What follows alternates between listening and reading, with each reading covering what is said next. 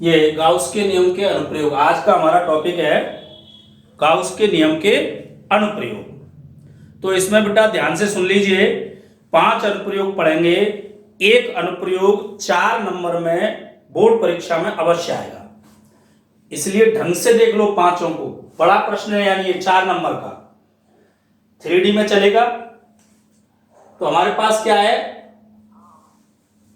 गोलीय कोष। तो सबसे पहले आपको समझना है कोष क्या होता है, यानी खोखला गोला। जैसे ये गुब्बारा है, ध्यान दीजिए, गुब्बारा है। गुब्बारे में क्या होगी, एक तो त्रिज्या r होगी, ये तो त्रिज्या r के अनुसार छोटा बड़ा गुब्बारा होगा आकार में, तो त्रिज्या r दे रखी होगी, वो इसका केंद्र होगा। अब हमें इसे आवेश देना है, तो जैसे हमने इसको प्लस q आवेश दिया, तो ये q आवेश इस कोष पर, तो कोष के ऊपर की पृष्ठ पर समान रूप से वितरित होगा। पूरे कोष पर यह आवेश फैल जाएगा समान रूप से, और कोष के अंदर आवेश का मान क्या होगा, 0। तो अंदर तो आवेश होगा ही नहीं, क्योंकि खोखला गोला है, ये कोष है, भीतर कोई आवेश नहीं है। तो इसकी 3 स्थितियों में विद्युत क्षेत्र की तीव्रता निकालनी है हमें गाउस के नियम से। 3 स्थितियां बनेंगी इसकी। एक तो बाहर, तो जैसे इसके केंद्र से बाहर, यहां प्रेक्षण बिंदु P लेंगे, ये दूरी r होगी, तो r का मान कैपिटल R से बड़ा होगा। दूसरी स्थिति लेंगे, P बिंदु यहां आ जाएगा पृष्ठ पर, तो पृष्ठ पर स्मॉल r बराबर कैपिटल R होगा। और फिर प्रेक्षण बिंदु अंदर के लिए small r is less than capital R होगा। तो बात समझ में आ गई। अपन को क्या पढ़ना है, ये कैपिटल R का एक त्रिज्या का एक गोलीय कोष है। तो अब ध्यान से सुनिए, मान लीजिए इसको एक लाइन में माना कैपिटल R त्रिज्या का एक गोलीय कोष है। जब इसे Q आवेश यानी प्लस Q आवेश प्रदान करते हैं, तो यह इसकी पृष्ठ पर समान रूप से वितरित हो जाता है। इसके कारण विभिन्न बिंदुओं पर विद्युत क्षेत्र की तीव्रता गाउस के नियम से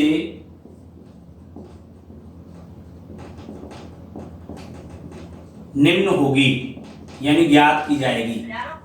तो पहला बिंदु ले लीजिए इसमें, कहां, बाहर, गोलीय कोष के बाहर, गोलीय कोष के बाहर विद्युत क्षेत्र की तीव्रता ज्ञात करना, यानी स्मॉल r का मान बड़ा होगा कैपिटल R से।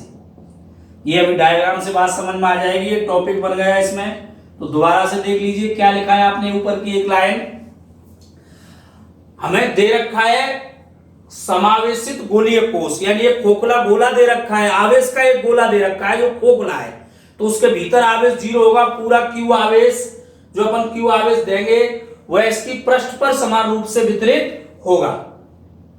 तो इसमें 3 स्थितियां, यानी बाहर, पृष्ठ पर और अंदर विद्युत क्षेत्र की तीव्रता के सूत्र निकालने हैं। तो पहला बिंदु ले रहे हैं हम गोलीय कोष के बाहर। तो यहां भी जो चीज आप डायग्राम बना रहे हैं वो चीज आप लिखते जाएंगे। तो यहां आप कोष की त्रिज्या लेंगे, जैसे ऊपर r त्रिज्या का गोला ले लिया है, तो अब क्या करना है, प्रेक्षण बिंदु लेना है आपको। कहां लेना है, गोलीय कोष के बाहर। तो यहां लिख देंगे माना गोलीय कोष के केंद्र बिंदु O से स्मॉल r दूरी पर कोष के बाहर, कहां, बाहर एक बिंदु P है, जहां विद्युत क्षेत्र की तीव्रता गाउस के नियम से ज्ञात करनी है।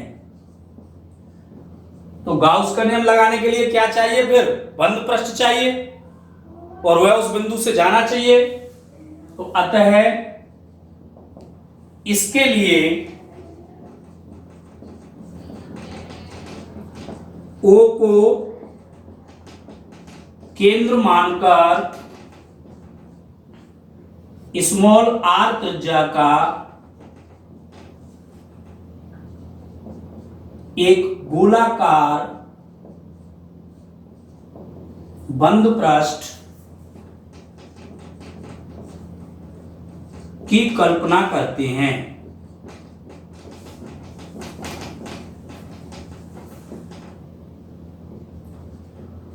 तब इस बंद पृष्ठ से निर्गत विद्युत फ्लक्स गाउस के नियमानुसार निम्न होगा। ये तो भाषा आएगी, इसे फिर दोबारा से याद कर लीजिए और लिख लीजिए। इसे मैं मिटाऊंगा अभी, क्योंकि डायग्राम बनाएंगे इसका, इस भाषा का डायग्राम बनाएंगे। तो क्या किया है, क्या लिया है, एक बार फिर दोबारा से देखिए। कोष के बाहर विद्युत क्षेत्र की तीव्रता निकालनी है। तो माना कैपिटल R त्रिज्या का एक गोलीय कोष है, जैसे ये बना लिया है, छोटा सा बता रहा हूं मैं अभी फिलहाल आपको, बड़ा बनाऊंगा इसे। इसकी त्रिज्या है कैपिटल R त्रिज्या का एक गोलीय कोष है, O इसका केंद्र है। जब इसे प्लस Q आवेश प्रदान करते हैं, इसको हम प्लस का Q आवेश दे रहे हैं, तो यह इसकी पृष्ठ पर, ये रही पृष्ठ, इसकी पृष्ठ पर ऐसे ऐसे यूं समान रूप से फैल जाता है, वितरित हो जाता है। इसके कारण, यानी इस पूरे गोलीय कोष के कारण विभिन्न बिंदुओं पर विद्युत क्षेत्र की तीव्रता गाउस के नियम से निम्न होगी। तो पहला बिंदु ले रहे हैं अपन कहां, गोलीय कोष के बाहर। तो ये कोष है, बाहर यहां होगा, यहां प्रेक्षण बिंदु ले लिया। तो इस प्रेक्षण बिंदु की इसके केंद्र से दूरी स्मॉल r, तो स्मॉल r का मान कैपिटल R से अधिक है कि नहीं। तो यह टॉपिक बना लिया, गोलीय कोष के बाहर विद्युत क्षेत्र की तीव्रता ज्ञात करना। Small r is greater than capital R, गोलीय कोष के बाहर। तो इसमें मान लिया, क्या मानेंगे, माना गोलीय कोष के केंद्र बिंदु O से कितनी दूरी पर, स्मॉल r दूरी पर, कोष के कहां, बाहर एक बिंदु P है, जहां विद्युत क्षेत्र की तीव्रता गाउस के नियम से ज्ञात करनी है। अतः इसके लिए, यानी गाउस का नियम लगाने के लिए एक बंद पृष्ठ चाहिए। तो O को केंद्र मानकर इस स्मॉल r त्रिज्या के इस तरह से यूं गोलाकार बंद पृष्ठ की कल्पना करेंगे। तो प्रेक्षण बिंदु P काल्पनिक बंद पृष्ठ पर आ गया कि नहीं। तो O को केंद्र मानकर r त्रिज्या का गोलाकार बंद पृष्ठ की कल्पना करते हैं। तब इस बंद पृष्ठ से निर्गत विद्युत फ्लक्स गाउस के नियमानुसार निम्न होगा। निकाल लीजिए क्या होगा। मिटा दो इसे, मैं यहां तक नोट कर लिया हो तो देखो ध्यान से क्या होगा। डायग्राम बना रहा हूं इसका मैं, पहले बिंदु का।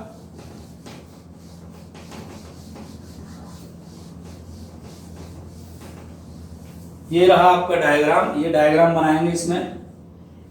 ये कैपिटल R त्रिज्या का गोला है, O इसका केंद्र है। हम इसे प्लस क्यू आवेश दे रहे हैं, तो यह इसकी पृष्ठ पर समान रूप से वितरित हो जाता है। अब इसके केंद्र से स्मॉल आर दूरी पर और कहां बाहर एक बिंदु P है जहां विद्युत क्षेत्र की तीव्रता गाउस के नियम से ज्ञात करनी है। तो इसके लिए बंद पृष्ठ मानते हैं स्मॉल आर त्रिज्या का पुनः दूसरा गोलाकार बंद पृष्ठ की कल्पना कर ली है हमने। तो ये गोलाकार बंद पृष्ठ ले लिया।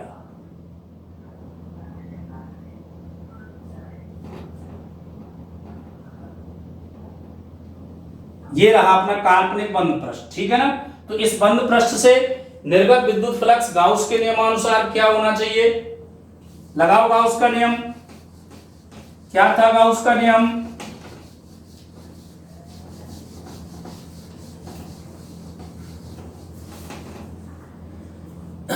फाई ई बराबर सिग्मा क्यू बटे एप्सिलॉन नॉट। फाई ई को लिख सकते हैं अपन closed integration E vector dot D vector, विद्युत फ्लक्स की परिभाषा से यही सूत्र तो होता है, बराबर सिग्मा क्यू बटे एप्सिलॉन नॉट। और इसे अगला स्टेप आगे बढ़ा दीजिए, E D A cos theta बराबर सिग्मा क्यू बटे एप्सिलॉन नॉट। अब बेटा देखो या ध्यान से, थीटा का मान सिग्मा क्यू का मान देखो, ये बंद पृष्ठ रहा आपका। बंद पृष्ठ के अंदर पूरा का पूरा क्यू आवेश अंदर स्थित है कि नहीं? तो सिग्मा क्यू का मान क्या होगा? यहां सिग्मा क्यू बराबर जो आपने क्यू माना था वो एवं कोण थीटा। देखो यहां अगर हम यहां एक अल्पांश क्षेत्रफल ये वाला ये डीए ये माने तो इस स्थान पर डीए की दिशा और ई की दिशा दोनों की एक ही होगी। विद्युत क्षेत्र की दिशा भी इसी दिशा में होगी। परीक्षण धनावेश रखिए इधर ही जाएगा और ई की दिशा भी इधर होगी, दोनों की दिशा समान होगी। यहां इसमें डायरेक्टली ले लेंगे, अन्य टॉपिकों में निकालेंगे हम दिशा। तो यहां थीटा बराबर क्या होगा? ई और डीए के मध्य कितने का कोण बन रहा है? 0 का। मान रख दीजिए समाकलन ई डी ए कॉस 0 बराबर क्यू बटे एप्सिलॉन नॉट। यहां तक शायद किसी को कोई परेशानी नहीं होनी चाहिए। अब ये अपना एक स्टेप समाप्त होने को भी आ गया। ई प्रत्येक स्थान पर समान है यानी नियत है, बाहर ले लीजिए। cos 0 का मान 1 हो गया, डीए अंदर रह गया। तो ये आ गया ई क्लोज इंटीग्रेशन डीए बराबर क्यू बटे एप्सिलॉन नॉट, चूंकि cos 0 बराबर 1। अब बेटा समाकलन का मतलब होता है जोड़। समाकलन डीए यानी ये है डीए इतना सा क्षेत्रफल, इस तरह से गोले के पूरे पृष्ठ को आपने डीए डीए डीए में बांटा है। तो इन सब को जोड़ेंगे तो जोड़ करके क्या बनेगा? गोले का वक्र पृष्ठ बनेगा। तो समाकलन लगाएं या ऐसे यूं सिग्मा लगाएं, सिग्मा डीए एक ही बात है। तो इन सब का जोड़ किसके बराबर आया? गोले के वक्र पृष्ठ के क्षेत्रफल के। तो गोले के वक्र पृष्ठ का क्षेत्रफल क्या होता है? 4 पाई आर स्क्वायर। इसलिए समाकलन डीए बराबर होगा 4 pi r square. Are small आएगा क्योंकि ये स्मॉल आर त्रिज्या का गोला है, इसलिए E into 4 pi r square बराबर क्यू बटे एप्सिलॉन नॉट। तो E बराबर भाग लगा दीजिए इसका, तो ये आ जाएगा 1/4 pi epsilon not into Q बटे आर स्क्वायर, यानी 4 पाई आर स्क्वायर नीचे आ गया, 4 pi r square epsilon not है। इसे चाहो तो आप क्या लिख सकते हैं? के लिख सकते हैं। तो E बराबर के क्यू बटे आर स्क्वायर, या E is proportional 1/r square, यानी गोलीय कोश के बाहर किसी बिंदु पर विद्युत क्षेत्र की तीव्रता दूरी के वर्ग के व्युत्क्रमानुपाती होती है। ठीक उसी प्रकार व्यवहार कर रहा है ये पूरा का पूरा आवेश जैसे कि केंद्र पर स्थित हो, यानी यही सूत्र बिंदु आवेश के लिए था। तो ये तो हो गया कोश के बाहर। अब दूसरा बिंदु लेंगे आप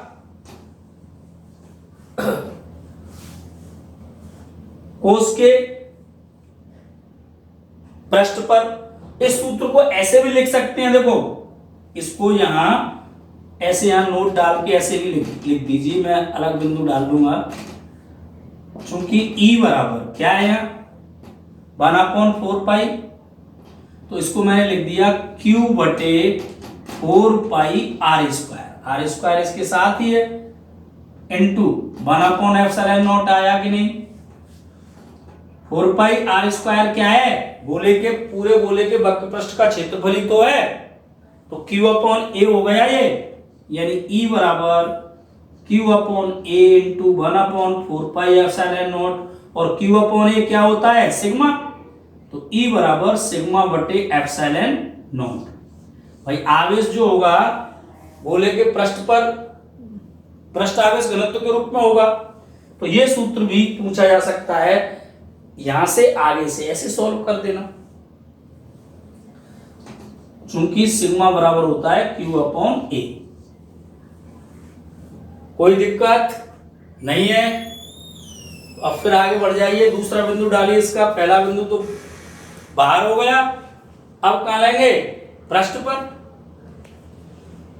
तो मिटा रहा हूं मैं इसको, नोट कर लिया।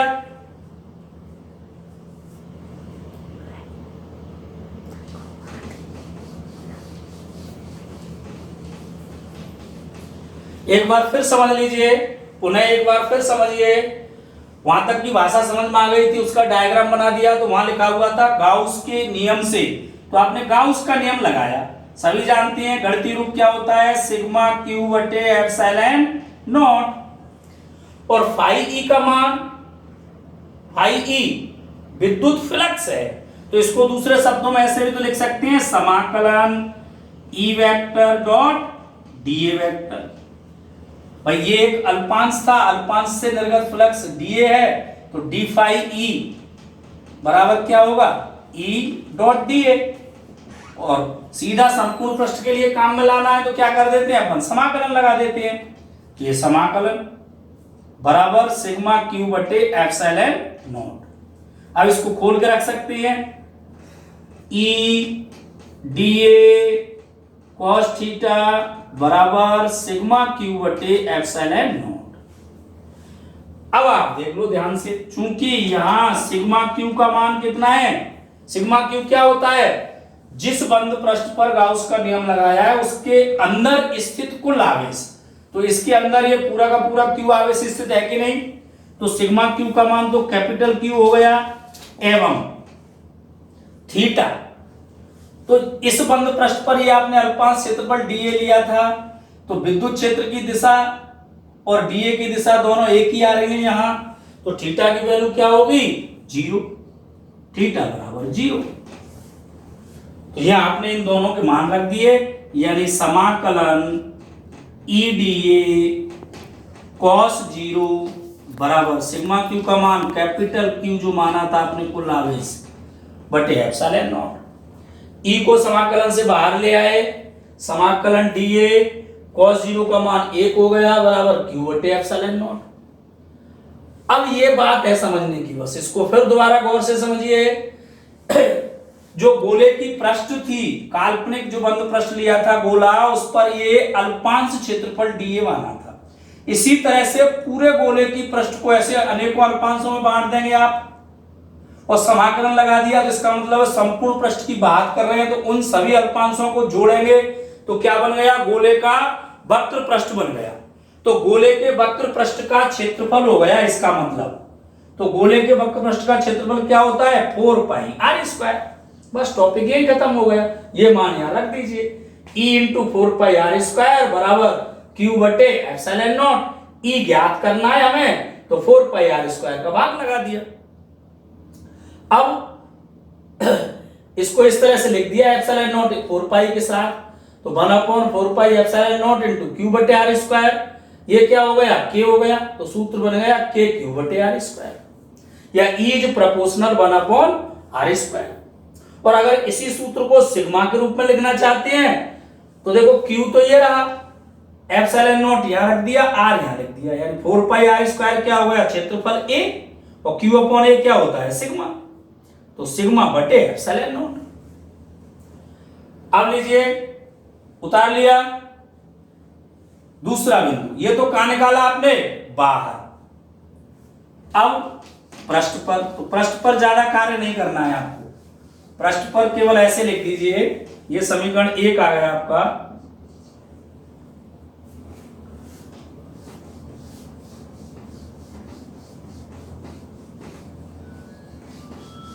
लालित, चाहो तो इसे भी मिटा दीजिए। अब यहां से ये पी बिंदु कहां आ जाएगा, यहां आ जाएगा, ये दूरी आर हो जाएगी, यानी ये हट जाएगा, और ये स्थिति देखिए, यहां अल्पांश क्षेत्रफल वही डी ए, तो ई की दिशा और डी ए की दिशा समान, यानी यहां आर बराबर आर होगा कि नहीं। तो दूसरा बिंदु डालेंगे आप, उसमें चित्र की आवश्यकता नहीं है।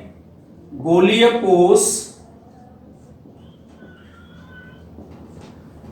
के पृष्ठ पर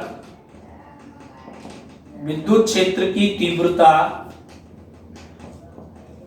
ज्ञात करना। अगर पूरा प्रश्न आ रहा है तो डायरेक्ट लिख देंगे, और केवल इसी पर है तो ये डायग्राम बना के आप करेंगे। इसमें क्या लिख देंगे,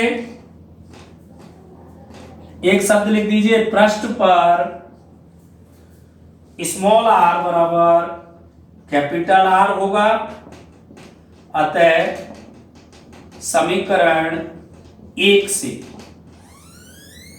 सीधा सूत्र आ जाएगा, ई बराबर के क्यू बटे स्मॉल आर की जगह क्या रखते हैं, कैपिटल आर, के क्यू बटे आर स्क्वायर। यानी पृष्ठ पर के भी नियत है, क्यू भी नियत है और आर भी नियत है, तो विद्युत क्षेत्र का मान कैसा होगा, नियत होगा, और बाहर स्थित बिंदुओं से अधिक होगा। अब तीसरा बिंदु लीजिए, गोलीय कोष के अंदर, गोलीय कोष के अंदर विद्युत क्षेत्र की तीव्रता ज्ञात करना। यानी यहां होगा small r is less than capital r, यानी स्मॉल आर का मान कैपिटल आर से कम होगा, और उसी प्रकार से आपको जो पहला बिंदु था सेम उसी प्रकार से दोहराना है इसको, वही भाषा वही सूत्र सब कुछ वही आएगा। देखिए इसको समीकरण 2 दिख कह देना,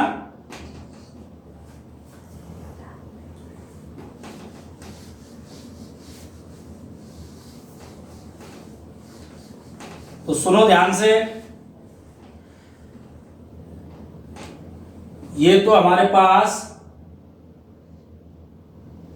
कैपिटल आर त्रिज्या का गोलीय कोष था, ओ इसका केंद्र, कैपिटल आर इसकी त्रिज्या, इसको आपने कुल आवेश दिया था Q, आवेश पृष्ठ पर था, अंदर कोई आवेश नहीं था, इसके अंदर Q बराबर 0 है कि नहीं। अब प्रेक्षण बिंदु ले लिया, जैसे आपने यहां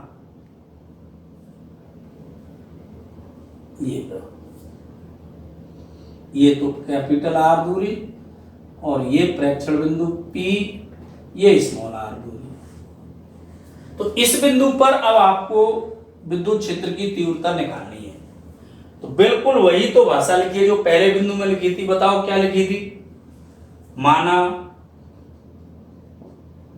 कहां, गोलीय कोष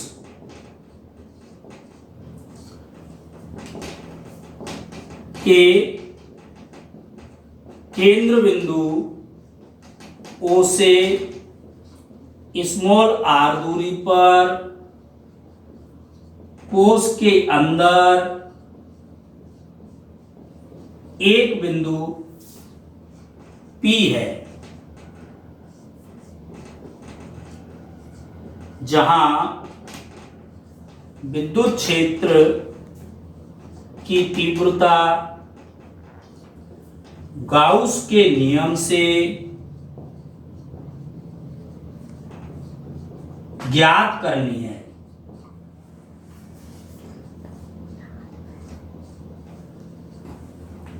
माना गोलीय कोष के केंद्र बिंदु O से स्मॉल r दूरी पर, ये स्मॉल r दूरी पर कोष के कहा अंदर एक बिंदु P है जहां विद्युत क्षेत्र की तीव्रता गाउस के नियम से ज्ञात करनी है। तो क्या करेंगे इसके लिए?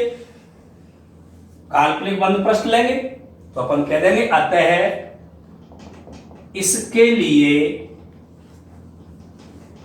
इसको O को केंद्र मानकर स्मॉल r त्रिज्या के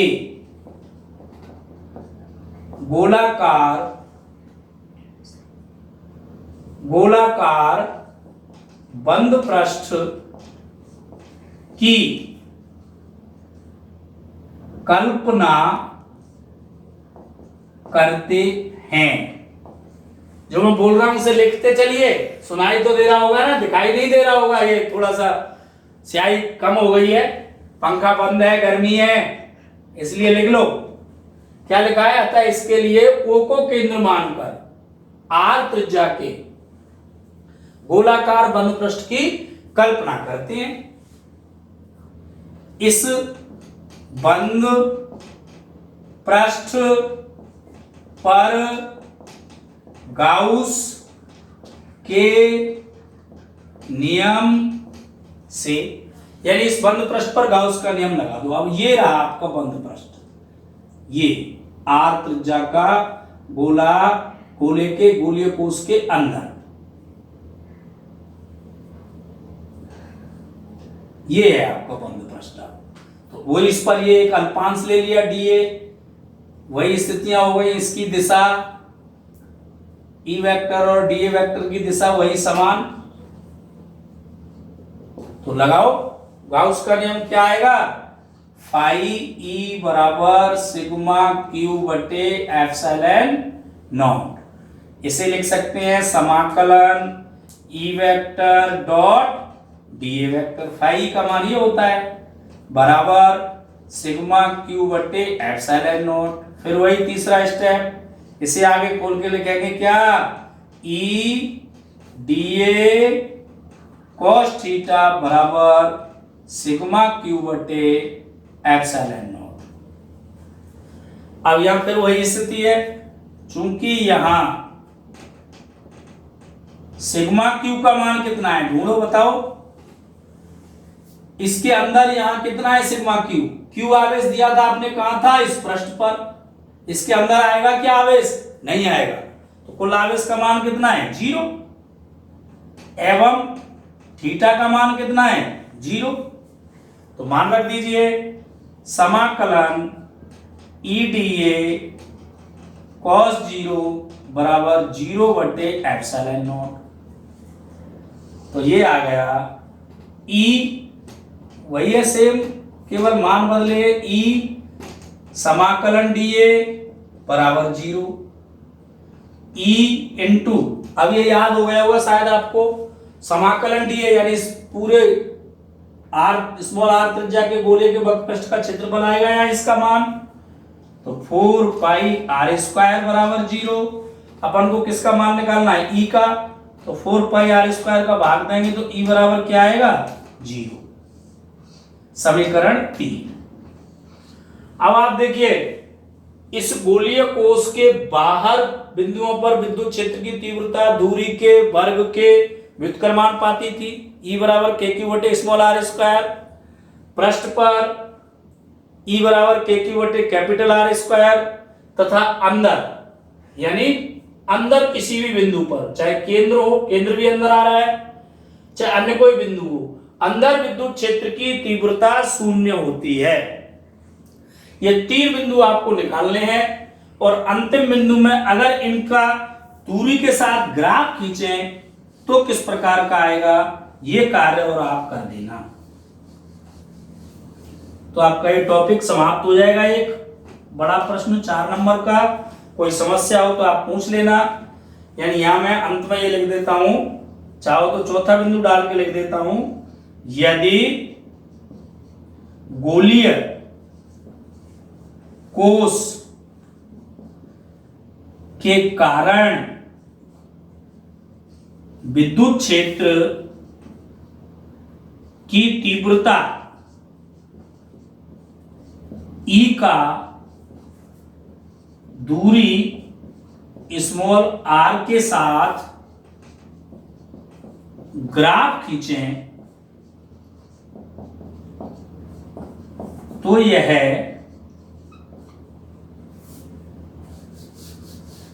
निम्न प्रकार का प्राप्त होता है।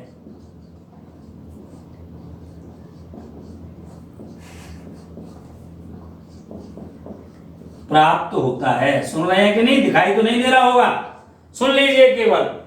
यदि गोलीय कोष के कारण विद्युत क्षेत्र की तीव्रता E, कैपिटल E का दूरी स्मॉल r के साथ ग्राफ खींचें तो यह निम्न प्रकार का प्राप्त होता है।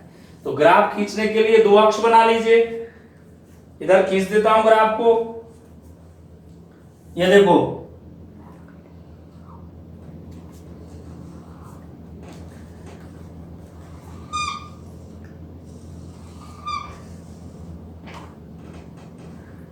ये एक्स अक्ष,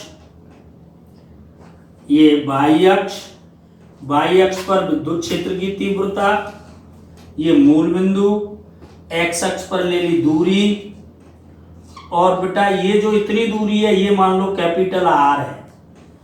ये दूरी 0 है तो ये तो केंद्र हो गया गोले का, ये कैपिटल आर हो।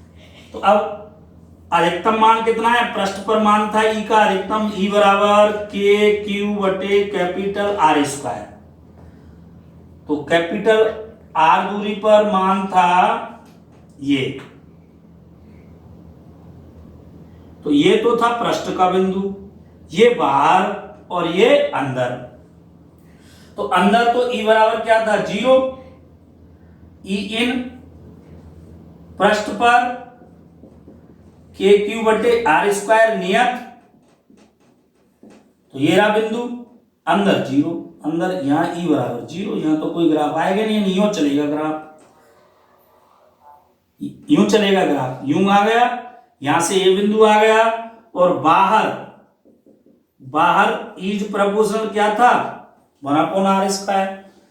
तो व्युत्क्रमानुपाती का ग्राफ बना दीजिए, E is proportional 1/r square, यानी ये ग्राफ आएगा। तो कहां प्रॉब्लम आ रही है अब आपको? इसको देखो ध्यान से, और कोई समस्या हो तो बताना। यहां पर ये, इसके बाद ये ग्राफ बनाना है आपको। यहां ये टॉपिक समाप्त हो गया।